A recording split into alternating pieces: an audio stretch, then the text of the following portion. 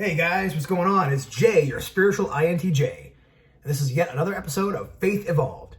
And if you're new here, check out the videos. And if what I have to say resonates with you, I'll certainly appreciate your subscription. All I got to do is click the subscribe button below.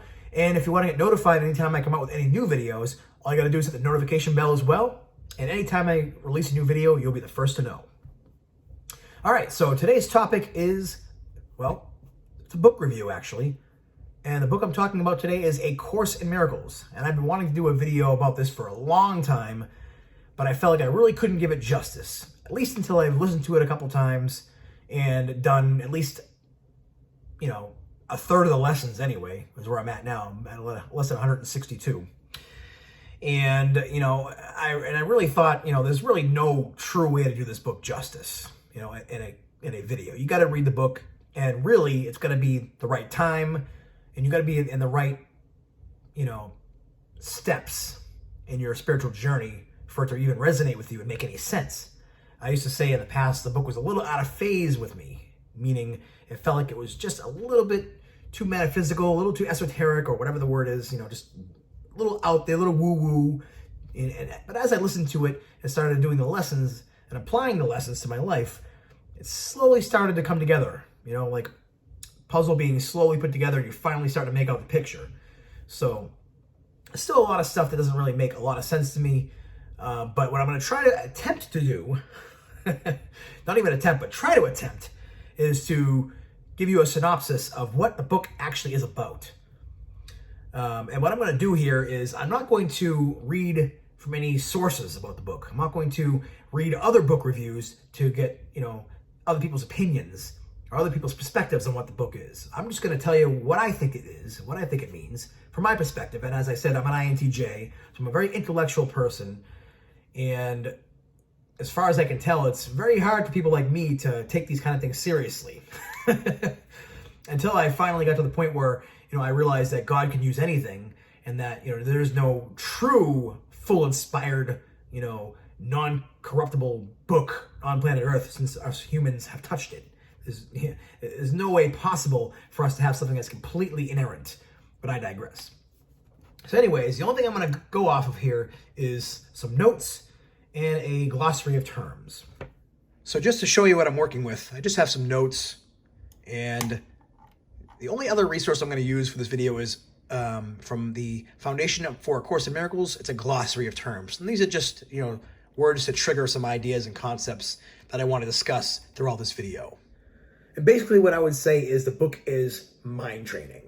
Specifically, how to view reality through the eyes of God instead of through your own eyes. And it talks about that the world that we live in here on planet Earth is essentially a dream. And I would probably say it's very similar to the concept of the Matrix. So anybody who's seen the movie The Matrix, what's happening in the Matrix seems very real. You can see, hear, smell, taste, feel. You have all the five senses. Everything seems so real. And of course, the pain, from getting hurt, and even death. It all seems real. But as soon as you, are taken out or unplugged from the Matrix, you realize that everything you experienced didn't actually happen. So the book is trying to get you to understand that this world that we live in is basically a dream. But because we've associated with a body, it seems like heaven is really the dream world, and this is real. So we have it backwards here. So it goes on to explain that in eternity, we're all one with the Father. It's God and God's Son. So God is the, source, and his, main source of power is love. And love must extend itself. It cannot keep it to itself. So as love extends itself, it creates. And part of that creation is us. And we are part of the sonship. But the sonship has the same power that God does. And we have the power to create. But we also have, because we have that free will, we can also miscreate. So it says that there was a separation that occurred over millions of years. And it might take millions of years for us to get back to full unity with the Father. And we came to this planet. And I'm sure there's tons of other planets and tons of other realities out there that we could have chosen. But this is the one that, if you're watching this video, you decided to come here. And you're a spirit inhabiting a body. But you decided to identify with the body. And all your brothers and sisters have done the same thing. And what's happened is we've created the illusion of separateness. So I feel like I'm my own person. I don't know anybody else's feelings, sensations, or thoughts. I only feel my own. And everybody else is having that same separate experience. And we're all trying to come together and, form relationships through bodies. When in heaven, we are all one. So because of that, it's caused a lot of, confusion and this idea of guilt and punishment. And we project that onto other people. So, and it says the biggest form of that is the special relationship, which is essentially, you are trying to get fulfillment and love and completion through somebody else, when you can only get it through yourself from God. So the book tries to explain that, this separate mind is called the ego.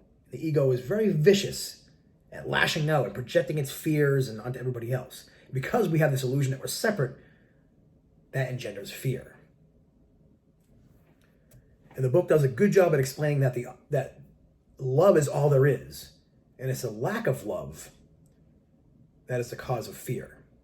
And that ultimately fear is not real, because it's not eternal. So when you see the phrase real in the book, it's essentially what's eternal, what's enduring. And unreality is what's fleeting, what's temporary, what's you may experience here, what you may experience in the Matrix, okay? So you have that, and then you have the training, which essentially is, looking about you and going, I don't understand, It's getting you to question everything you ever thought about yourself.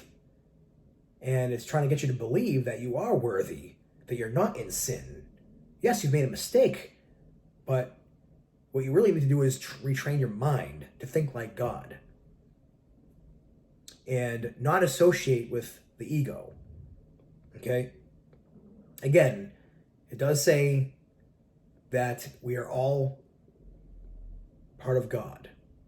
And there's one Son, but we're all part of that sonship. So when it says one Son, it's like a unity thing. Like we're all one in unity, but of course we all have separate personalities. And it's trying to get you to understand that, what you do to your brother or your sister, you're doing to yourself, because we're one. So when you attack your brother, you're attacking yourself. You need to realize that, attack can never bring you peace. And also, conversely, if a brother attacks you, it's trying to get you to realize it's a call for love. There's only two responses, love or fear, which is really a call for love. And there are some of us who have temporarily more love so that we can help those who temporarily have less. So all of and it says your function is that, forgiveness. Forgiving your brothers who are, attacking you, and forgiving yourself, of course, for attacking, and forgiving and realizing that God has forgiven you, or Christ has forgiven you. But that's just an acceptance within this matrix, because when you wake up from the matrix, you realize you haven't sinned. Your ego has violated God's laws, but you haven't sinned. The spirit cannot sin. Part of God cannot sin. So it's, eventually, it's like there's like levels to it. So the first level is forgiveness, accepting forgiveness, forgiving others, then realizing there was no need for forgiveness. So there's like steps to this as well. But it doesn't expect you to reach all those steps at once. There is a training process through that. And it talks about, you need to be able to look to God for help and receive his teaching. And eventually you need to teach what you've learned to others. So your function here is essentially to accept forgiveness and forgive others. And it even talks about your brother being your salvation, which to me was like, wow, what kind of concept is that? I thought Jesus was our salvation. Well, yes, initially he had to be the one to show us because he's the first one that woke up and, on earth and lived a perfect life and, is with the Father, So he had to show us the way, and it does talk about him being the way. But it says we're not going to be complete until we're all in heaven, until we're all with God. So whenever you see your brother and, maybe he's attacking you or hurting you in some way, you have the ability to look at that as an opportunity for love and forgiveness instead of, you're allowing it to, be an attack on your ego and then lashing back out and perpetuating the cycle of evil and sin. So there's a process to, realize your worth in God, to, forgive and love your brothers as you love yourself. And even God, through Jesus told us this, And he does talk about that, Jesus himself, was real and came to earth and did live a life and awoke for us. But, eventually he was put to death and crucified. But he rose again, and he says, don't focus on the crucifixion, focus on the resurrection, which proves that there is no death and that I'm alive in you. So it's getting you to look at the positive instead of the negative. And there's 365 days of lessons that you go through to help you train out of the process of identifying with the ego and identifying instead with God through the vision of Christ. And, like I said, at first it's questioning your reality, questioning everything you know and think you know about the world, even as something as simple as, this cup here. Like, this is a cup, looking at the wall, it's a light, that's, the vacuum cleaner, that's the rug, and realizing you gave meaning to everything that you see. Everything has no meaning unless you give it to it. You are the Son of God. You have the power to give meaning or to not give meaning to something. And it has you question those things and understand that, you can interpret it, anything that happens to you, as either good, bad, or even neutral, And eventually you can learn to go through life accepting what's happening, not feeling like you're being attacked, and realizing that everything that's happening is a call for you to wake up, and a call to heal from all your, guilt and shame and, maybe the past that you had that you feel, ashamed of, or whatever the case may be, or maybe brothers and sisters who have hurt you or you've hurt, It's telling you to let all that stuff go because it's not real. It's not enduring. When you wake up, it'll be as if it never happened. And it's trying to get you to understand that, the only purpose of this existence here is to, get back to God. But you can't do it alone. And it starts at the point that you cannot get back to God on your own. You have to, go through your brother. And it does use the word brother as kind of a catch-all for, every other person that you deal with. Man, woman, whatever the case may be. And, the eventual goal is to leave behind this world and awake in heaven, which is like, our natural estate. This world we live in is not natural. So there's a few other concepts that are a little harder for me to wrap my head around, like the idea of a holy instant, which is essentially a moment of perfect peace, where you're not in the past, you're not in the future, you're in the now, in the present. And the goal is to increase the amount of times you're able to get to the holy instant.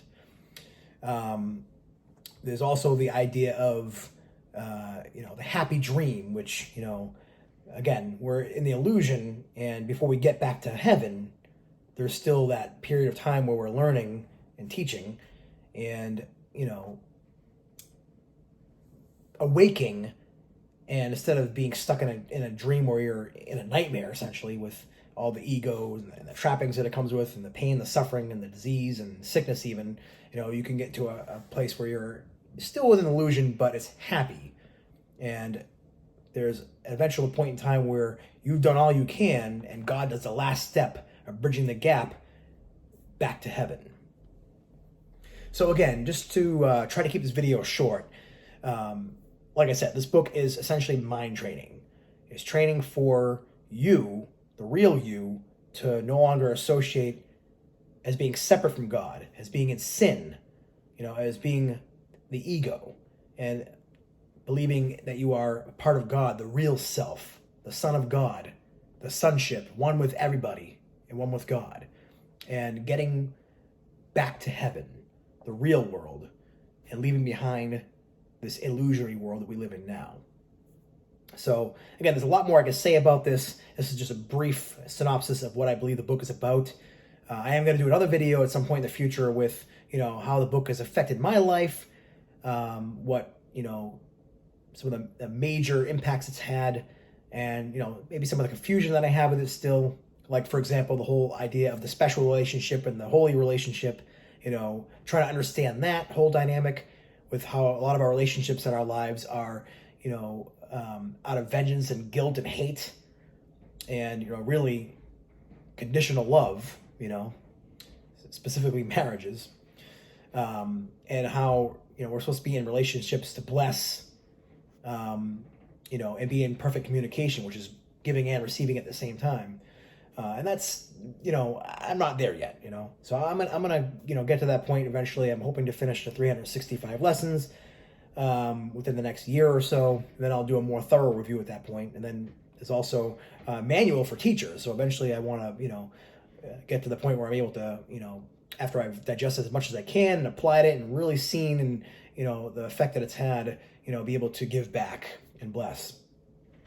So again, this has been the video about A Course in Miracles. I don't know if anybody can truly give it justice. I've only been reading it for about, maybe about a year and a half.